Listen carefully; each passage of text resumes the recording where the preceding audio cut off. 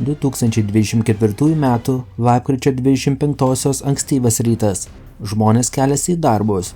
Staiga naujienų portalai pradeda pranešinėti naujieną apie šalia Vilniaus oro uosto nukritusį lėktuvą. Kaip paaiškėjo, tai buvo krovininis lėktuvas Boeing 737, skridęs iš Vokietijos.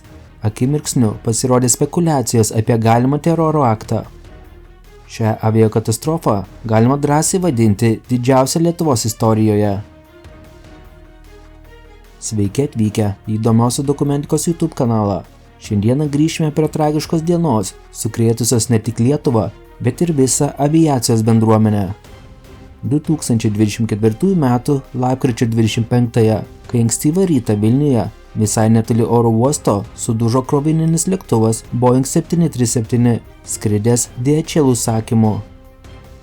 Tai buvo ne tik nelaimė, bet ir įvykis, kurio metu buvo pažeisti ir civilių namai, o tyrimas atskleidė virtinę kritinių momentų. Išnagrinėsime šį skrydį nuo atrodytų nieko nesiskiriančio pakilimo Vokietijoje iki lemtingų sekundžių lėmusių katastrofą. Mūsų istorija prasideda Leipcigo oro uoste Vokietijoje. Lėktuvas Swift Air vykdžiusio skrydį DHL užsakymu Boeing 737 krovininis orlaivis buvo senesnio modelio, tačiau reguliariai prižiūrimas ir sertifikuotas skrydžiams. Skrydis 5960 į Vilnių buvo įprasta krovinio gabenimo misija. Ankstyvą lapkričio 25-osios rytą, gerokai prieš aušrą, 4 asmenų įgulą patyrę pilotai, Ispanijos, Lietuvos ir Vokietijos piliečiai ruošėsi kilti. Tai turėjo būti eilinis, naktinis, krovininis skrydis į Baltijos logistikos centrą. Pakilimas įvyko 3 valandas 8 minutės Lietuvos laiku ir buvo sklandus. Tada krovininis lėktuvas pasiekė 10 km aukštį. Skrydis vyko be žymesnių incidentų, kertant Vokietijos, Lenkijos ir Lietuvos oro erdvę.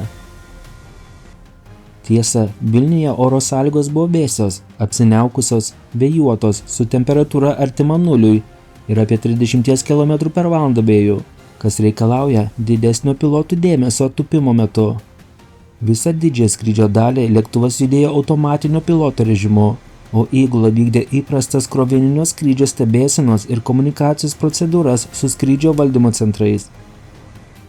Iš pirmųjų pranešimų apie tyrimą, pokalbiai su išgyvenusiaisiais įgulos nariais atskleidė, kad iki pat avarijos įgula nejuto jokio nerimo ir nerimastingų signalų nebuvo.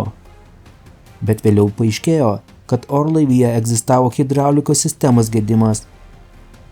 Viena iš 3 sistemų sekcijų, manoma, buvo išjungta arba neveikė jau prieš pat skrydį. Ši problema, nors ir leidžiama pagal tam tikrus aviacijos taisyklių sąrašus, žymiai sumažino orlaivio galimybės manevruoti kritinėse situacijose. Lėktuvas pradėjo artėti prie Vilniaus tarptautinio oro uosto apie 5 val. Ryto. Ruošiantis leistis, pilotai ėmėsi standartinių procedūrų, įskaitant užsparnių išleidimą, kad sumažintų greitį ir padidintų keliamąją galią. Būtent šiuo momentu situacija tapo kritinė. Dėl neveikiančios hidraulikos sistemos užsparniai neįsiskleidė tinkamai arba visiškai. Lėktuvas tapo nestabilus, o pilotai, siekdami išlaikyti trajektoriją, buvo priversti skristi didesniu greičiu, nei įprasta esant tokiam aukščiui. Greitis buvo per didelis, o keliamoji galia per maža. Oro eismo kontrolieriai galėjo stebėti neįprastą lėktuvo elgseną. Jis per greitai artėjo prie žemės ir praradinėjo aukštį.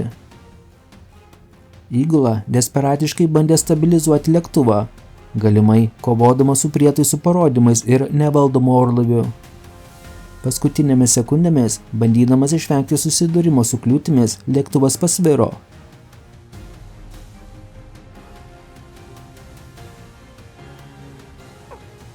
Air Baltic 35 Golf Tower. Go ahead. Cancel your startup, go back to your stand number. We just got a crash of aircraft on the final, so we will need some time. Apie 5 val. 28 minutės vietos laiku Krovininis Boeing 737 dideliu greičiu rėžėsi Vilniaus Žirnių gatvės Liepkalnio rajono prieigas, vos už 1,5 kilometro nuo Vilniaus oro uosto tako. Lėktuvas iš pradžių kliudė žemę, lūžo į kelias dalis ir galiausiai rėžėsi į 2 aukštų gyvenamąjį namą. Smūgio jėga buvo tokia didelė, kad namo dalis buvo visiškai suniokota, o orlaivis užsidegė. Nors žemėje stebuklingai nežuvo nė vienas žmogus, 13 žmonių buvo evakuoti iš apgadintų namų. Nelaimė nusinešė lėktuvo kapitono, Ispanijos piliečio gyvybę. Kiti 3 įgulos nariai, įskaitant Lietuvos ir Vokietijos piliečius, buvo sunkiai sužaloti. Nedelsiant buvo pradėtas tarptautinis tyrimas, buvo rastos juodosios dėžės. Iš pirmųjų tyrimo duomenų tapo aišku, kad pagrindinė katastrofos priežastis veikiausiai yra žmogiškoji klaida, susijusi su piloto reakcija į hidraulikos sistemų sutrikimus ir nesugebėjimu tinkamai valdyti lėktuvą kritinio nusileidimo metu. Teisingumo ministerija ir prokuratūra vėliau pripažino, kad sabotažo ar terorizmo ženklų rasta nebuvo. DHL lėktuvo katastrofa Vilniuje yra tamsus lapas Lietuvos aviacijos istorijoje ir priminimas apie tai, kaip plona linija skiria sėkmingą skrydį nuo tragedijos, ypač kai aviacijoje susiduriama su techninėmis problemomis ir žmogiškąja klaida.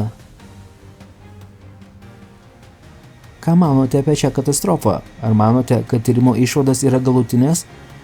Pasidalinkite savo nuomonę komentarų skiltyje. O dabar ačiū, kad žiūrėjote ir iki susitikimo kitame įdomiosios dokumentikos video. Patinka įdomioji dokumentika ir norite daugiau kokybiško turinio, ne tik apie mūsų supantį pasaulį, bet ir apie Lietuvos istoriją? Prisidėkite prie turinio kokybės gerinimo, mus paremdami per Contribui platformą. Nuorodas rasite po kiekvieno video aprašymo. Taipogi galite prisidėti per YouTube ačiū funkciją, pasirinkdami paramos sumą. Jūsų palaikymas leistų mums tobulėti ir vystyti įvairiausių video projektus, tokius kaip Lietuvos miestų istorija. Pažinkime mūsų supantį pasaulį kartu su įdomiaja dokumentika.